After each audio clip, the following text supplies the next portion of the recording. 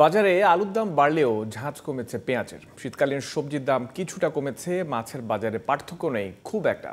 তবে ব্রয়লার মুরগির দাম কেজিতে 10 টাকা বাড়লেও পাকিস্তানি লেয়ার বিক্রি হচ্ছে আগের দামেই। জানাতুল ফেরদৌসের রিপোর্ট। 2 সপ্তাহে 2 দফা বেড়ে পুরাতন আলুর কেজি হয়েছে 80 টাকা, আর নতুন আলু বিক্রি হচ্ছে 80 থেকে 100 টাকায়। গত সপ্তাহের তুলনায় পেঁয়াজের ঝাঁজ কমেছে। শীতকালীন সবজির দাম কিছুটা কমলেও এখনো সাধারণের নাগালের বাইরে।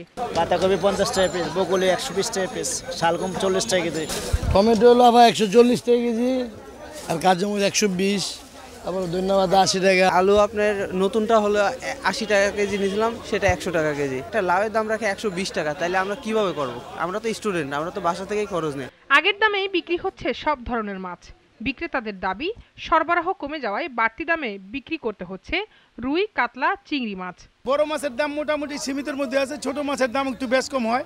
যেমন মলা বিক্রি করতেছি 400 টাকা কেজি, ট্যাংরা 900, এটা হলে চাঁদকিনি নদীরটা যেটা, এটা হলে 600 টাকা কেজি, আর গোলসা আছে 700। আজকে কিনলাম মলা মাছ, এটা 400 টাকা কেজি, বেসিক্যালি 400 টাকা কেজি কিনছি। ব্রয়লার মুরগির দাম বেড়েছে। ডিমের দামেও সুখবর নেই নিম্ন আয়ের মানুষদের জন্য। ব্রয়লার মুরগি মনে করেন গত সপ্তাহে ছিল 200 টাকা, এই সপ্তাহে বাড়ছে 210 টাকা, 10 টাকা বাড়ছে।